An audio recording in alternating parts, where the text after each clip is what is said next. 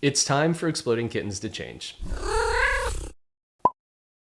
We've been doing this game for 10 years, and for our 10-year anniversary, we gotta do something new. Everybody wants us to do another expansion, and I promise you, we're going to do another expansion. We've done Streaking Kittens and Barking Kittens and Imploding Kittens and Zombie Kittens, and more are coming. We've got some incredible new cards, but that's not 10-year anniversary worthy. Like, for the 10-year mark, you need to do something revolutionary. It's time for an Exploding Kittens board game. Okay, I'm gonna show you something I never show anybody. This is the very first Exploding Kittens board game. There's a reason I never share this stuff with anybody, because who would want to look at this, right? Like, this is literally, there's a start space and an end space and a bunch of spaces in between and nothing else. This is also the reason I hate designing on paper, because when you deal with paper, you can't make any changes, right? Like, if I want to design a new version, I gotta throw this away and go build another piece of paper. Let me show you a much better version. What if instead we use my favorite tool in the world, these blank playing cards? This is the ultimate dynamic design tool, and I love these things. And I thought it would be fun to show you this very early process, because I talk about these as the ultimate design tool, and now you actually get to see a case study, a very personal one to me, of how I use these to build a product. The two that I knew I would need are start and end. Now, I don't know yet what's going to go in between these two things, or how I'm going to lay them out, or even what this thing is going to look like. But I do know that a good place to start for a board game is with the start, and a good place to end is with the end. So those are my first two cards. And so I'll put start here, I'll put end here, and now what happens in between? Well, instead of using paper and drawing out all those spaces, I'll just draw more cards. And these are kind of random because I don't know what I'm doing yet, and that's okay.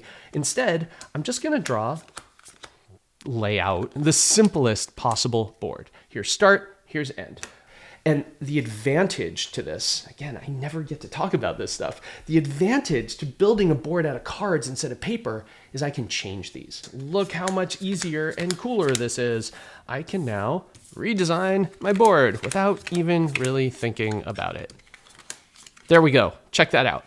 Oh, there's too many discard ones. Well, I'll just remove a few. Oh, there's not enough draw threes. Well, I'll just add a few. I need the board to have a spiral here and then a shortcut back around here. Cool, I'll just move these cards around to accommodate all of that stuff. Let's say around this bend here, I wanted a fork in the road so players could go the long way or the short way.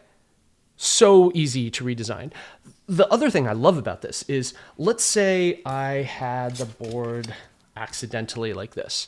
The very first spot on the board is discard 3. That's the worst card I drew. You don't want to punish players for starting your game. So let's change that. I want the very first spot to be draw 2. Well, cool. Look how easy layout changes are.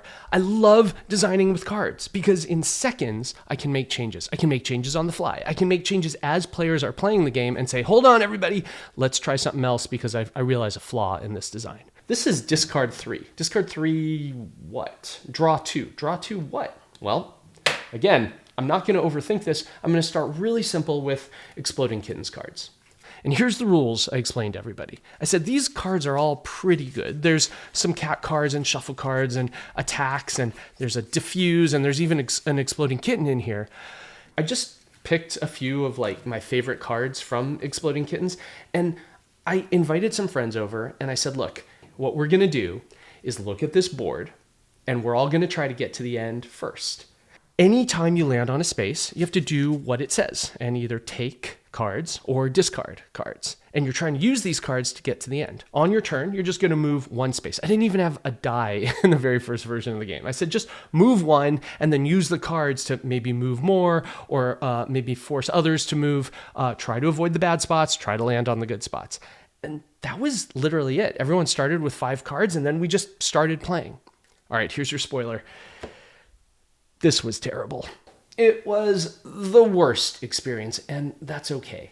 Your first version is always going to suck, and true enough, my first version sucked. And I want to talk about why it sucked. I want to finally invite people in the door into my little laboratory here and explain why I don't mind that version 1 was such a catastrophe.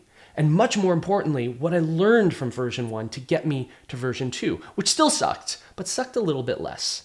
And then we'll talk about version 3 and 4 and 5 and on until we got to the finale, which is beautiful and took advantage of all of those learnings and all of those missteps and all of that sucking in order to get to this really beautiful, honed, crafted, balanced experience that I'm so proud to call our 10th anniversary Exploding Kittens board game.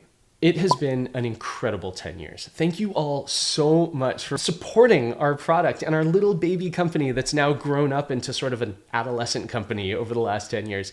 It's been so much fun, and we couldn't do it without you.